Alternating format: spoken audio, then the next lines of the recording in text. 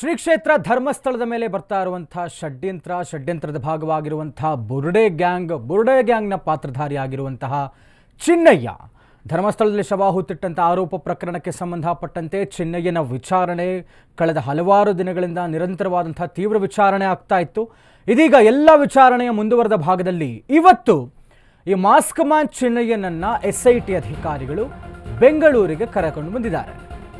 ಧರ್ಮಸ್ಥಳದ ಮೇಲಿನ ಆರೋಪ ಪ್ರಕರಣ ಮಾಸ್ಕ್ ಮ್ಯಾನ್ ಚಿನ್ನಯ್ಯ ಬೆಂಗಳೂರಿಗೆ ಬಂದಿದ್ದಾನೆ.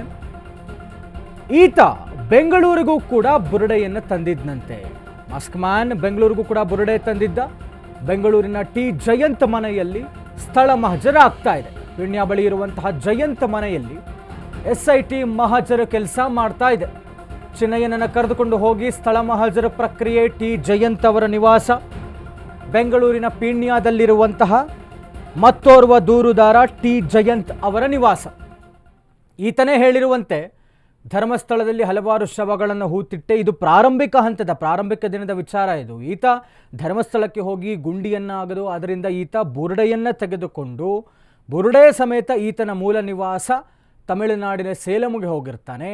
ಸೇಲಂನಿಂದ ಈತ ಬೆಂಗಳೂರಿಗೆ ಬಂದಿರ್ತಾನೆ. ಎಲ್ಲ ಕಡೆಯೂ ಕೂಡ ಈ ಬುರುಡೆಯನ್ನು ತೆಗೆದುಕೊಂಡು ಹೋಗಿರುವಂತಹ ಕೆಲಸ ಮಾಡಿರ್ತಾನೆ ಅನ್ನುವಂಥ ವಿಚಾರವಾಗಿ, ಜೊತೆಗೆ ಎಲ್ಲರಿಗೂ ಗೊತ್ತಿರುವ ವಿಚಾರ ಈತನ ಹಿಂದೆ ಇರುವಂತಹವರು ಯಾರು, ಈ ಹೋರಾಟಗಾರರು ಅಂತ ಕರೆಸ್ಕೊಳ್ತಾ ಇರುವಂತಹ ಬುರುಡೆ ಗ್ಯಾಂಗ್ನ ಮತ್ತಿಬ್ಬರು ಯಾರಿದ್ದಾರಲ್ಲ, ಈ ಸೂತ್ರಧಾರಿಗಳು ಪಾತ್ರಧಾರಿಗಳು ಗೊತ್ತಿಲ್ಲ. ಒಟ್ಟಾರೆ ಅವರೇನ ನಿಜವಾದ ಈ ಷಡ್ಯಂತ್ರದ ಭಾಗಿಯಾಗರು ಅಂತ ಗೊತ್ತಿಲ್ಲ.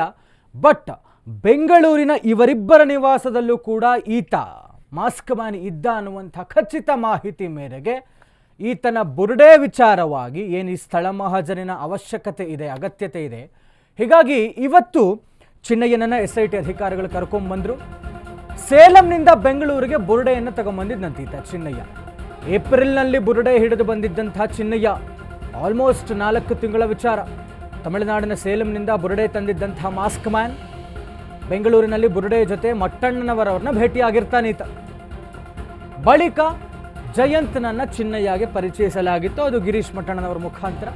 ಮೇ 2ರಂದು ದೆಹಲಿಗೆ ತೆರಳಿದ್ದಂತಹ ಬುರುಡೆ ಗ್ಯಾಂಗ್ ದೆಹಲಿಯಿಂದ ವಾಪಸ್ ಬಂದು ಕಾಮಾಕ್ಷಿ ಪಾಳ್ಯದಲ್ಲಿ ಮೀಟಿಂಗ್ ಆಗತ್ತೆ.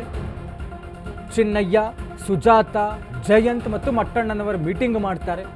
ಸೇಲಂನಿಂದ ಬೆಂಗಳೂರಿಗೆ ಬುರುಡೆ ತಂದಿದ್ದಂಥ ಚಿನ್ನಯ್ಯ. ಇದು ಒಂದು ರೀತಿಯಲ್ಲಿ ಇವರ ಹಿಸ್ಟರಿ. ಕಳೆದ 4 ತಿಂಗಳಿನಲ್ಲಿ ಆಗಿರುವಂತಹ ಪ್ರಾಸೆಸ್ ಇದು. ಚಿನ್ನಯ್ಯ ಧರ್ಮಸ್ಥಳದಿಂದ ಬುರುಡೆ ಹಿಡ್ಕೊಂಡು ಸೀದಾ ಆತನ ಮನೆಗೆ ಹೋಗಿರ್ತಾನೆ. ಸೇಲಂನಿಂದ ಬೆಂಗಳೂರಿಗೆ ಬಂದು ಬುರುಡೆ ಸಮೇತ ಗಿರೀಶ್ ಮಟ್ಟಣ್ಣನವರವರ ಭೇಟಿಯಾಗುತ್ತೆ. ಮಟ್ಟಣ್ಣನವರ ಮುಖಾಂತರ ಈ ಇನ್ನೊಬ್ಬ ದೂರುದಾರ ಏನಿದ್ದಾರೆ ಜಯಂತ್ ಟಿ ಅವರ ಪರಿಚಯ ಆಗುತ್ತೆ. ತದನಂತರದಲ್ಲಿ ಇದೇ ಬುರುಡೆ ಸಮೇತ ಇದೇ ಬುರುಡೆ ಗ್ಯಾಂಗ್ ದೆಹಲಿಯ ಕಡೆಗೆ ಪ್ರಯಾಣವನ್ನು ಬೆಳೆಸ್ತಾರೆ. ದೆಹಲಿಯಿಂದ ನೇರವಾಗಿ ಈ ಎಲ್ಲ ಕೇಸ್ನ ವಕೀಲರಾಗಿರುವಂತಹ KV ಧನಂಜಯ ಅವರ ಆಫೀಸ್, ಬೆಂಗಳೂರಿನ ಕಾಮಾಕ್ಷಿ ಪಾಳ್ಯದ ಅವರ ಕಚೇರಿಯಲ್ಲಿ ಚಿನ್ನಯ್ಯ, ಗಿರೀಶ್ ಮಟ್ಟಣ್ಣನವರ್, ಜಯಂತ್ ಮತ್ತು ಸುಜಾತಾ ಭಟ್ ಎಲ್ಲರೂ ಕೂಡ ಒಂದು ಮೀಟಿಂಗ್ ಮಾಡ್ತಾರಂತೆ. ಹೀಗಾಗಿ ಇದು ಇವರ ಒಂದು ರೀತಿಯಾದಂಥ ಹಿಸ್ಟರಿ, ರೂಟ್ ಮ್ಯಾಪ್, ಏನೇನು ಆಗಿದೆ ಈ ಎಲ್ಲ ಪ್ರಕರಣವನ್ನು ಈ ಎಲ್ಲರ ಗಮನಕ್ಕೆ ತರುವಂಥ ಮುಂಚೆ ಅನ್ನುವಂಥದ್ದು. ಹೀಗಾಗಿ ಇಲ್ಲಿಯ ಸ್ಥಳ ಮಹಜರು ಕೂಡ ಅಷ್ಟೇ ಮುಖ್ಯ ಆಗುತ್ತೆ ಅನ್ನುವಂಥದ್ದು ತನಿಖೆಯ ಒಂದು ಭಾಗ. ಹೀಗಾಗಿ ಈತನನ್ನು ಇವತ್ತು ಬೆಂಗಳೂರಿಗೆ ಕರೆದುಕೊಂಡು ಬಂದಿದ್ದಾರೆ. ಸದ್ಯಕ್ಕೆ ಮೊದಲನೇದಾಗಿ ಅದು ಒಂದು ಡೌಟ್ ಇತ್ತು, ಕ್ಲಾರಿಟಿ ಇರಲಿಲ್ಲ. ಮೊದಲನೇದಾಗೇ ಗಿರೀಶ್ ಮಟ್ಟಣ್ಣನವರ ಮನೆಗೆ ಹೋಗಿಬಿಡ್ತಾರೆ, ಇಲ್ಲ ಫಸ್ಟ್ ಚೆನ್ನೈಗೆ ಹೋಗಿ ಅಲ್ಲಿಂದ ಇಲ್ಲಿಗೆ ಬರ್ತಾರೆ, ಈ ಥರ ಇತ್ತು. ಚಿನ್ನಯ್ಯನನ್ನು ತಮಿಳುನಾಡಿಗೂ ಕೂಡ ಕರ್ಕೊಂಡು ಹೋಗ್ತಾರಂತೆ SIT ಅಧಿಕಾರಿಗಳು. ಬೆಂಗಳೂರು ಮೂಲಕ ತಮಿಳುನಾಡಿಗೆ ಕರೆದೊಯ್ಯಲಿರುವಂತಹ SIT ತಮಿಳುನಾಡಲ್ಲಿ ಬುರುಡೆ ತಂದು ಇಟ್ಕೊಂಡಿದ್ದಂತೆ ಚಿನ್ನಯ್ಯ. ತಮಿಳುನಾಡಿನ ಸೇಲಂನಲ್ಲಿ ಇರುವಂತಹ ಮಾಸ್ಕ್ ಮ್ಯಾನ್ ನಿವಾಸ, ಚಿನ್ನಯ್ಯ ಮನೆಯಲ್ಲಿ ಮಹಜರ ನಡೆಸಲಿರುವಂತಹ SIT ಅಧಿಕಾರಿಗಳು. ಇಲ್ಲಿಂದ ಬೆಂಗಳೂರಿನಲ್ಲಿ ಈ ಒಂದು ಸ್ಥಳ ಮಹಜರ ಪ್ರಕ್ರಿಯೆ ಆದಂಥ ನಂತರದಲ್ಲಿ ಈತನನ್ನು ಅವನ ಮೂಲ ನಿವಾಸ ಏನಿದೆ ಸೇಲಂ, ಅಲ್ಲಿಗೆ ಕರ್ಕೊಂಡು ಹೋಗ್ತಾರೆ.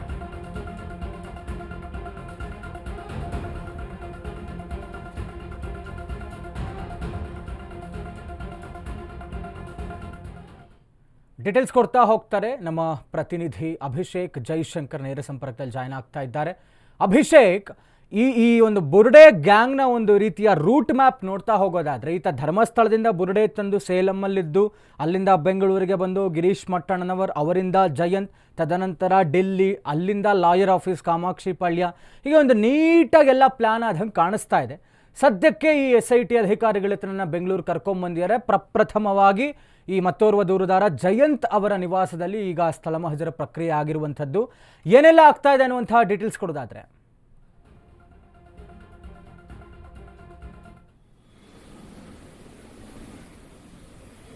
ಈಗಾಗಲೇ ಏನು 2 ಗಂಟೆಗಳಿಂದಲೂ ಕೂಡ ಜಯಂತ್ ಅವರ ಬಾಡಿಗೆ ಮನೆಯಲ್ಲಿ ಸ್ಪಾಟ್ ಇನ್ವೆಸ್ಟಿಗೇಷನ್ ಮಾಡುವಂತಹ ಒಂದು ಕೆಲಸಗಳನ್ನು ಕೂಡ ಮಾಡಿದ್ದಾರೆ.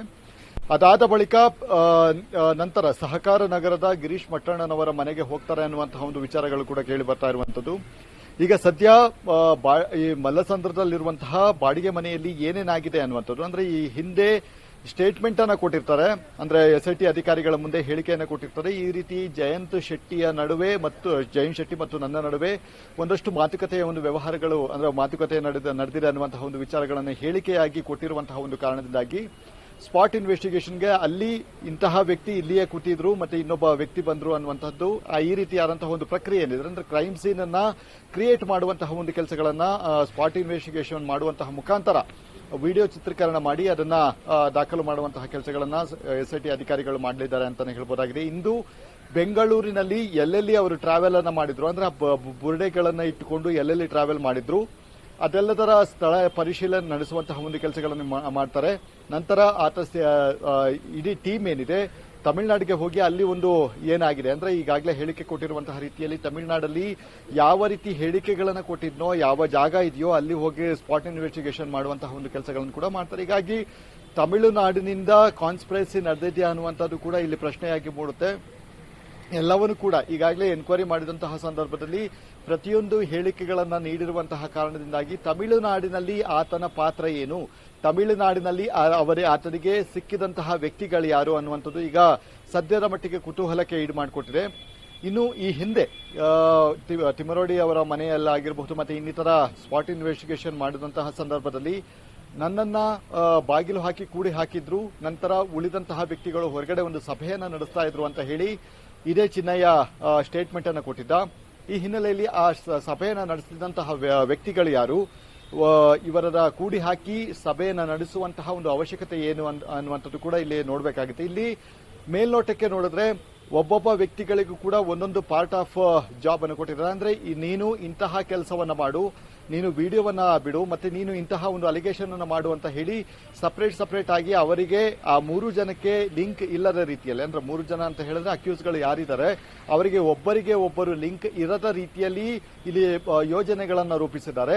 ಈ ಇಷ್ಟು ಯೋಜನೆಗಳನ್ನು ರೂಪಿಸಿದಂತಹ ಕಿಂಗ್ ಪಿನ್ ಯಾರು ಅನ್ನುವಂಥದ್ದು ಕೂಡ ಇಲ್ಲಿ ಪ್ರಶ್ನೆಯಾಗಿ ಮೂಡುತ್ತೆ. ಆ ಕಿಂಗ್ ಪಿನ್ ಸಿಕ್ಕಂತಹ ಸಂದರ್ಭದಲ್ಲಿ ಸಹಜವಾಗಿಯೇ ಇಲ್ಲಿ ಕೇಸ್ ಸ್ಟ್ರಾಂಗ್ ಆಗುವಂತಹ ಸಾಧ್ಯತೆಗಳು ಕೂಡ ಇದೆ.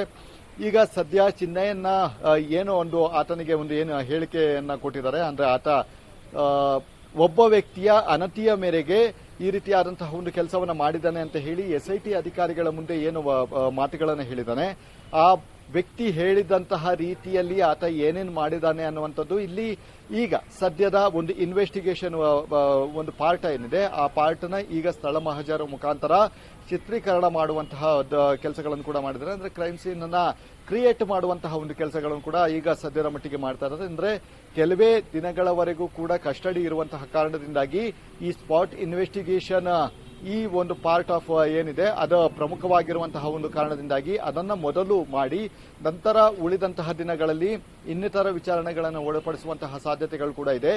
ಈ ಸ್ಪಾಟ್ ಇನ್ವೆಸ್ಟಿಗೇಷನ್ ಅಲ್ಲಿ ಆತ ಏನಾದ್ರೂ ಇಂತಹ ವ್ಯಕ್ತಿಗಳು ಈ ರೀತಿಯಾಗಿ ಇಲ್ಲಿ ಬಂದಿದ್ರು, ಫಂಡಿಂಗ್ ಅನ್ನ ಮಾಡಿದ್ರು ಅಥವಾ ಬೇರೆ ಏನಾದ್ರೂ ಆತ ಏನು ಹೇಳಿಕೆಯನ್ನು ಕೊಟ್ಟಿದ್ದಾನೆ ಅದೇನಾದ್ರೂ ಸಾಬೀತಾದ ಹಿನ್ನೆಲೆಯಲ್ಲಿ ಈ ಇಲ್ಲಿಯವರೆಗೂ ಕೊಟ್ಟಂತಹ ವರದಿ, ಅಂದ್ರೆ ಇಲ್ಲಿಯವರೆಗೂ ನಡೆಸಿದಂತಹ ತನಿಖಾ ವರದಿಯನ್ನ ಕೋರ್ಟಿಗೆ ಸಬ್ಮಿಟ್ ಮಾಡಿ ನಂತರ ಅವರಿಗೆ ಯಾರು ಶಂಕೆ ಇದೆ ಅವರನ್ನ ಕಸ್ಟಡಿಗೆ ಪಡೆದುಕೊಳ್ಳುವಂತಹ ಒಂದು ಕೆಲಸಗಳನ್ನ ಮುಂದಿನ ಹಂತದಲ್ಲಿ SIT ಮಾಡಲಿದೆ ಅಂತಾನೆ ಹೇಳಬಹುದಾಗಿದೆ. ಈಗ ಸದ್ಯ ಈ ಇನ್ವೆಸ್ಟಿಗೇಷನ್ ಮುಖಾಂತರ ಯಾವ ರೀತಿ ಯಾವ ವಿಚಾರಗಳು ಹೊರಗಡೆ ಬರುತ್ತೆ ಅನ್ನುವಂಥದ್ದು ಮುಂದಿನ ಹಂತದಲ್ಲಿ ಕಾದ್ ನೋಡಬೇಕಾಗಿದೆ. Santosh. Yes, thank you Abhishek ತಮ್ಮೆಲ್ಲ ಡೀಟೇಲ್ಸ್ಗಾಗಿ. ಇನ್ನು ಈ ಸದ್ಯದ ಈ ಷಡ್ಯಂತ್ರದ ರೂವಾರಿಗಳಾರಿದ್ದಾರೆ, ಎಲ್ಲೆಲ್ಲಿ ಏನೇನಾಗಿದೆ ಅನ್ನುವಂಥದ್ದು SITಯ ಮುಂದುವರೆದಂತಹ ಕಾರ್ಯಾಚರಣೆಯಲ್ಲಿ ಎಲ್ರಿಗೂ ಕೂಡ ಗೊತ್ತಾಗಬೇಕಾಗಿದೆ. ಸದ್ಯಕ್ಕೆ ಈ ಎಲ್ಲ ಸ್ಥಳ ಮಹಜರ ಪ್ರಕ್ರಿಯೆ ಕೂಡ ಒಂದು ರೀತಿಯಲ್ಲಿ ಭಾಗ ಆಗಿರುವಂಥದ್ದು. ಈ ಮುಂದುವರೆದಂತಹ ಭಾಗದಲ್ಲಿ ಎಲ್ಲ ಸತ್ಯಾಸತ್ಯತೆಗಳು ಆದಷ್ಟು ಬೇಗ ಹೊರಬರ್ತಾ ಹೋಗುತ್ತೆ. ಇನ್ನು ಈ ಬುರ್ಡೆ ಗ್ಯಾಂಗ್ನಲ್ಲಿ ಗುರುತಿಸಿಕೊಂಡಿರುವಂಥ AI expert YouTuber MD Sameer ವಿಚಾರಣೆ ಸದ್ಯಕ್ಕೆ ಮುಕ್ತಾಯವಾಗಿದೆ. 45 ನಿಮಿಷ ವಿಚಾರಣೆ ಮುಗಿಸಿ ಹೊರಟಿದ್ದಾನೆ MD ಸಮೀರ್. ಬೆಳ್ತಂಗಡಿಯ ಪೊಲೀಸ್ ಠಾಣೆಯಲ್ಲಿ ಸಮೀರ್ಗೆ ಫುಲ್ ಡ್ರಿಲ್ ಆಗಿದೆ. 45 ನಿಮಿಷ ವಿಚಾರಣೆ ಎದುರಿಸಿದ್ದಾನೆ ಯೂಟ್ಯೂಬರ್ ಸಮೀರ್. ಪ್ರಶ್ನೆಗಳ ಸುರಿಮಳೆ. ಪೊಲೀಸರಿಗೆ ಕೆಲವು ದಾಖಲೆಗಳನ್ನು ಕೂಡ ಕೊಟ್ಟಿದ್ದಾನಂತೆ MD ಸಮೀರ್. AI ವಿಡಿಯೋ ಮತ್ತು ಖಾಸಗಿ ವಾಹಿನಿ ವರದಿಗಾರನ ಮೇಲಿನ ಹಲ್ಲೆ ಕೇಸ್ ಜೊತೆಗೆ ಉಜಿರೆಯ ಖಾಸಗಿ ಆಸ್ಪತ್ರೆ ಬಳಿ ಆಗಿರುವಂಥ ಗಲಾಟೆ ಸಂಬಂಧ ಸ್ವಯಂ ಪ್ರೇರಿತ ಕೇಸ್ ದಾಖಲಾಗಿತ್ತು ಧರ್ಮಸ್ಥಳ ಠಾಣೆಯಲ್ಲಿ.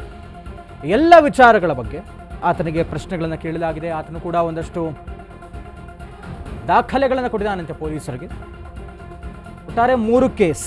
ಈತನ AI ವಿಡಿಯೋಗಳು ಅಂದರೆ ಅದನ್ನು ಸೃಷ್ಟಿಸೋದಕ್ಕೆ ನಿನ್ನ ಆದಾಯದ ಮೂಲ ಏನು, ಯಾರು ಮಾಡಿದ್ರು, ನಿನಗೆ ಇದ್ರ ವಿಚಾರವಾಗಿ ದಾಖಲೆಗಳೇನಿತ್ತು ಅನ್ನುವಂಥ ಒಂದು ಕಡೆಯ ಪ್ರಶ್ನೆ ಆದರೆ, ಮತ್ತೊಂದೆಡೆ ಈ ಪಾಂಗಳ ಕ್ರಾಸ್ನಲ್ಲಿ ಯೂಟ್ಯೂಬರ್ಸ್ ಮೇಲೆ ಆದಂತಹ ಹಲ್ಲೆ ವಿಚಾರ ಜೊತೆಗೆ ಉಜಿರೆಯ ಬೆನಕ ಆಸ್ಪತ್ರೆ ಬಳಿ ಆದಂತಹ ಗಲಾಟೆ ಎಲ್ಲ ಸಂಬಂಧ ಸುಮೋಟೋ ಕೇಸ್ ದಾಖಲಾಗಿತ್ತು. ಹೀಗಾಗಿ ಈ 3 ಕೇಸ್ಗಳ ವಿಚಾರವನ್ನು ಒಟ್ಟಾಗಿ ಸೇರಿಸಿ ಈತನಿಗೆ ಒಂದಷ್ಟು ಪ್ರಶ್ನೆಗಳನ್ನು ಪೊಲೀಸರು ಕೇಳಿದ್ದಾರೆ. ಇಲ್ಲೇ ತನಕ ಇವತ್ತು ಹಾಜರಾಗಲೇಬೇಕು ಅನ್ನುವಂಥದ್ದು ಹೇಳಿತ್ತು. ಬಟ್ ಅವನು ವಿನಾಯಿತಿ ಕೇಳಿದ್ದ, ಬಟ್ ಕೊಡಲಿಲ್ಲ. ಬರದೇ ಹೋದರೆ ತಮ್ಮ ಬೇಲ್ ಕ್ಯಾನ್ಸಲೇಷನ್ಗೆ ನಾವು ಅರ್ಜಿ ಹಾಕಬೇಕಾಗತ್ತೆ ಅಂತ ಖಾಕಿ ಹೇಳಿದ್ರಂತೆ. ಹೀಗಾಗಿ ಇವತ್ತು ಅಟೆಂಡ್ ಆಗಿದ್ದಾರೆ ಸಮೀರ್. ಆಲ್ಮೋಸ್ಟ್ 45 ಮಿನಿಟ್ಸ್ ವಿಚಾರಣೆಯನ್ನು ಮುಗಿಸಿದ್ದಾರೆ. ಅವರು ಒಂದಷ್ಟು ಪ್ರಶ್ನೆಗಳನ್ನು ಕೇಳಿದ್ದಾರೆ. ಅದಕ್ಕೆ ಆತನದ್ದು ಉತ್ತರಗಳನ್ನು ಆತ ಕೊಟ್ಟಿದ್ದಾನೆ.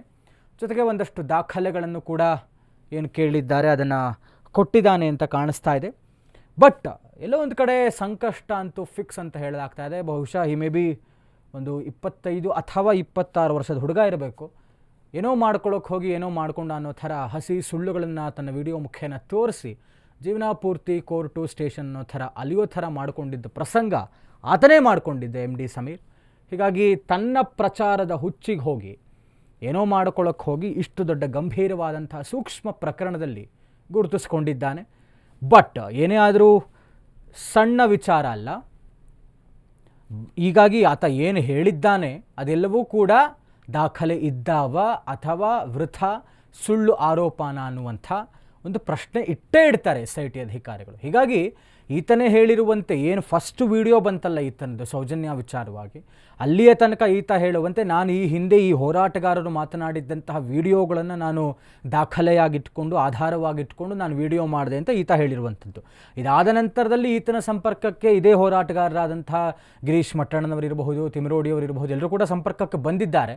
ಬಟ್ ಏನು ಫಸ್ಟ್ ವಿಡಿಯೋ ಮಾಡಿದ್ನಲ್ಲ ಅಲ್ಲಿಂದ ಆದಂಥ ಇಂಪ್ಯಾಕ್ಟೇ ಬೇರೆ. ಅದರಲ್ಲೂ ಕೂಡ ಈ ನಮ್ಮ ಧಾರ್ಮಿಕ ಭಾವನೆಗಳಿಗೆ ಧಕ್ಕೆ ಅಂತ ಏನು ಹೇಳ್ತೀವಲ್ಲ, ನಮ್ಮ ಇಷ್ಟು ದೊಡ್ಡ ಶ್ರದ್ಧಾ ಕೇಂದ್ರದ ವಿರುದ್ಧ ಒಂದು ರೀತಿಯಲ್ಲಿ ಕಾಣದ ಕೈಗಳು ಕೆಲಸ ಮಾಡ್ತಾ ಇದ್ದಾವೆ ಅಂತ ಹೇಳಬಹುದು. ಬಟ್ ಇಷ್ಟು ವರ್ಷಗಳ ಒಂದು ರೀತಿಯಾದಂಥ ಶ್ರದ್ಧೆಗೆ, ಧಾರ್ಮಿಕ ಭಾವನೆಗೆ ಒಂದು ರೀತಿಯಲ್ಲಿ ಧಕ್ಕೆ ತರುವಂಥ ಕೆಲಸವನ್ನು ಈತ ಮಾಡಿದ್ದ. ಇದರ ಜೊತೆಗೆ ಈ ತಲೆಬುರುಡೆ ಪ್ರಕರಣಕ್ಕೆ ಟ್ವಿಸ್ಟ್ ಮೇಲೆ ಟ್ವಿಸ್ಟ್ ಸಿಗ್ತಾ ಇದೆ. ಈ ಗಿರೀಶ್ ಮಟ್ಟಣ್ಣನವರು ಏನಿದ್ದಾರೆ ಹೋರಾಟಗಾರರಲ್ಲಿ ಗುರುತಿಸ್ಕೊಂಡಿರುವಂಥವರು, ಇವರು ಹೇಳ್ತಾ ಇದ್ದಾರೆ ನಮ್ಮದು ಬರೀ ಬುರುಡೆ ಗ್ಯಾಂಗ್ ಅಲ್ಲ ಅಂತ. ಅಂದರೆ ಇವರು ಕೇಳ್ತಾ ಇದ್ರು ಪ್ರತಿ ಸರ್ತಿ ನೀವು ಮಾಡ್ತಾ ಇರುವಂಥ ಆರೋಪಕ್ಕೆ ನಿಮ್ಮ ಬಳಿ ದಾಖಲೆ ಏನಿದೆ ಅಂತ ಪ್ರಶ್ನೆಗಳಿತ್ತು. ಬೆಳವಣಿಗೆಯ ಟ್ವಿಸ್ಟ್ ಮೇಲೆ ಟ್ವಿಸ್ಟು. ಇವರು ಹೇಳ್ತಾರೆ ನಮ್ಮದು ಬುರುಡೆ ಗ್ಯಾಂಗ್ ಅಲ್ಲ, ದಾಖಲೆ ಇದೆ ಅಂತ ಹೇಳ್ತಾರೆ. ಜೊತೆಗೆ ಕೆಲವು ದಾಖಲೆಗಳನ್ನು ರಿಲೀಸ್ ಮಾಡಿದ್ದಾರೆ ಗಿರೀಶ್ ಮಟ್ಟಣ್ಣನವರು. ಚಿನ್ನಯ್ಯನ ಬಗ್ಗೆ ಸ್ಫೋಟಕ ಮಾಹಿತಿ ಬಿಚ್ಚಿಟ್ಟಿದ್ದಾರೆ ಗಿರೀಶ್ ಮಟ್ಟಣ್ಣನವರು. ಪವರ್ಫುಲ್ ವ್ಯಕ್ತಿ ಮೇಲೆ ಚಿನ್ನಯ್ಯ ಆರೋಪ ಮಾಡಿದ್ದಾನೆ. ಮಹೇಶ್ ತಿಮರೋಡಿ ಮನೆಯಲ್ಲೇ ಚಿನ್ನಯ್ಯ ವಾಸವಿದ್ದ. ಆತನ ಕುಟುಂಬಸ್ಥರಿಗೆ ತಮಿಳುನಾಡಿನಲ್ಲಿ ಹೆದರಿಸಲಾಗಿದೆ, ಥ್ರೆಟ್ ಇದೆ. ತಲೆಬುರುಡೆ ಕೇಸ್ಗೆ ಗಿರೀಶ್ ಮಟ್ಟಣ್ಣನವರ್ ಟ್ವಿಸ್ಟ್ ಕೊಡ್ತಾ ಇದ್ದಾರೆ. ಬೆಳವಣಿಗೆಗಳ ಮಧ್ಯದಲ್ಲಿ ತಿರುವು. ನಮ್ದು ಬರೀ ಬುರುಡೆ ಗ್ಯಾಂಗ್ ಅಲ್ಲ, ದಾಖಲೆ ಇದೆ, ತಗೊಳ್ಳಿ ದಾಖಲೆ ಅಂತ ಕೊಟ್ಟಿದ್ದಾರೆ ಗಿರೀಶ್ ಮಟ್ಟಣ್ಣನವರು. ಜೊತೆಗೆ ಚಿನ್ನಯ್ಯನ ವಿಚಾರವಾಗಿ ಒಂದು ಸ್ಫೋಟಕ ಮಾಹಿತಿ ಬಿಚ್ಚಿಟ್ಟಿದ್ದಾರೆ. ಆತ ಯಾರೋ ಒಬ್ಬರು ಸಾಮಾನ್ಯ ವ್ಯಕ್ತಿ ಮೇಲೆಲ್ಲ ಆರೋಪ ಮಾಡ್ತಾ ಇರುವಂಥದ್ದು allegation. It is an A powerful man. ಇದರ ಜೊತೆಗೆ ಈತನಿಗೆ ಈತನ ಕುಟುಂಬಸ್ಥರಿಗೆ ತಮಿಳುನಾಡಿನಲ್ಲಿ ಥ್ರೆಟ್ ಇದೆ, ಜೀವ ಬೆದರಿಕೆ ಹಾಕಿದ್ದಾರೆ, ಹೆದರಿಸಿದ್ದಾರೆ. ಇದೆಲ್ಲದರ ಭಾಗವಾಗಿ ಈತ ಇದ್ದಂಥದ್ದು ಮಹೇಶ್ ಶೆಟ್ಟಿ ತಿಮರೋಡಿ ಮನೆಯಲ್ಲೇ. ಏನು ಹೇಳ್ತಾ ಇದ್ರಲ್ಲ, ಎಲ್ಲ ಪ್ಲಾನಿಂಗ್ ಅಲ್ಲಾಗ್ಬಿಟ್ಟಿದೆ ಇಲ್ಲಾಗ್ಬಿಟ್ಟಿದೆ ಅಂತ. ಆ ಭಾಗದಲ್ಲಿ ಆತ ಇರಬೇಕು ಅಂದರೆ ಮಾಡಿರುವಂಥದ್ದು ಇಷ್ಟು ದೊಡ್ಡ ಪ್ರಭಾವಿ ವ್ಯಕ್ತಿ ಮೇಲಿನ ಆರೋಪ. ಹೀಗಾಗಿ ಸಹಜವಾದಂತಹ ಯಾರೋ ಒಂದು ಸಣ್ಣ ಪುಟ್ಟ ಸಾಕ್ಷಿಗಳನ್ನೇ ನಾಶ ಮಾಡಿದ್ದಾರೆ ಸೌಜನ್ಯ ಪ್ರಕರಣದ ಬೇರೆ ಬೇರೆ ಪ್ರಕರಣಗಳಲ್ಲೂ ಕೂಡ ಅಂತ ಇವರ ಆರೋಪ. ಯಾಕೆಂದರೆ ಈ ವ್ಯಕ್ತಿಗಳೇನು ಈತ ಆರೋಪ ಮಾಡ್ತಾ ಇದ್ದಾನೆ ಅವರು ಬಹಳ ಪ್ರಭಾವಿಗಳು, ಯಾರನ್ನೂ ಕೂಡ ಉಳಿಸಲ್ಲ ಸಾಕ್ಷಿಗಳು ಅಂತ ಆದಂಥವ್ರನ್ನ ಅಂತ. ಹೀಗಾಗಿ ಇಷ್ಟು ದೊಡ್ಡ ಆರೋಪ ಮಾಡ್ತಾ ಇರೋವನಿಗೆ ಇನ್ನೆಷ್ಟರ ಮಟ್ಟಿನ ಥ್ರೆಟ್ ಇರುತ್ತೆ. ಹೀಗಾಗಿ ಆ ಭಾಗದಲ್ಲಿ ಯಾರೂ ಕೂಡ ಧೈರ್ಯ ಮಾಡಿಲ್ಲ ಈತನನ್ನು ಇರಿಸಿಕೊಳ್ಳುವಲ್ಲಿ. ಮಹೇಶ್ ಶೆಟ್ಟಿ ತಿಮರೋಡಿಯವರ ಹೆಸರನ್ನು ಆತನೇ ಪ್ರಸ್ತಾಪ ಮಾಡಿದ, ಅವರದ್ದೇ ಮನೆಯಲ್ಲಿ ನನಗೆ ವಾಸಕ್ಕೆ ಅವಕಾಶ ಮಾಡಿಕೊಡಿ ಅಂತ. ಹೀಗಾಗಿ ಆತ ಅವರ ಮನೆಯಲ್ಲೇ ಇದ್ದ ಅಂತ ಹೇಳ್ತಾ ಇದ್ದಾರೆ. ಚಿನ್ನಯ್ಯನನ್ನು ನಾವು ಹುಡುಕೊಂಡು ಹೋಗಿಲ್ಲ, ನಮ್ಮ ಹೋರಾಟ ನೋಡಿ ಆತನೇ ನಮ್ಮ ಹತ್ರ ಬಂದಿದ್ದು ಅಂತ ಹೇಳ್ತಾ ಇದ್ದಾರೆ ಗಿರೀಶ್ ಮಟ್ಟಣ್ಣನವರು. ಚಿನ್ನಯ್ಯ ಬಂದಾಗ ಯಾವುದೇ ದಾಖಲೆ ತಂದಿಲ್ಲ, ಅಕ್ರಮವಾಗಿ ಶವ ಹೋಗ್ತಿರುವ ಬಗ್ಗೆ ಅಷ್ಟೇ ಹೇಳಿದ್ದ ನಮ್ಮ ಹತ್ರ. ಚಿನ್ನಯ್ಯ ಏನು ಉಲ್ಟಾ ಹೊಡೆದಿದ್ದಾನೋ ಗೊತ್ತಿಲ್ಲ ಅಂತ ಹೇಳ್ತಾ ಇದ್ದಾರೆ ಗಿರೀಶ್ ಮಟ್ಟಣ್ಣನವರು. ರಾತ್ರಿ ವೇಳೆ ಆತನಿಗೆ ನಾವು ಬ್ರೈನ್ ವಾಶ್ ಮಾಡಿಲ್ಲ, ಆತನಿಗೆ ನಾವು ಕಾನೂನು ಹೋರಾಟಕ್ಕೆ ಸಹಾಯವನ್ನು ಮಾಡಿದ್ವಿ. SIT ತನಿಖೆಗೆ ಕರೆದ್ರೆ ನಾವು ಉತ್ತರ ಕೊಡೋಕೆ ಸಿದ್ಧ ಅಂತ ಬಹಳ ಕಾನ್ಫಿಡೆಂಟ್ ಆಗಿ ಹೇಳ್ತಾ ಇದ್ದಾರೆ. SIT ಅಧಿಕಾರಿಗಳಿಗೆ ಇನ್ನಷ್ಟು ದಾಖಲೆಯನ್ನು ಕೊಡ್ತೀವಿ ಅಂತ. They are very confident.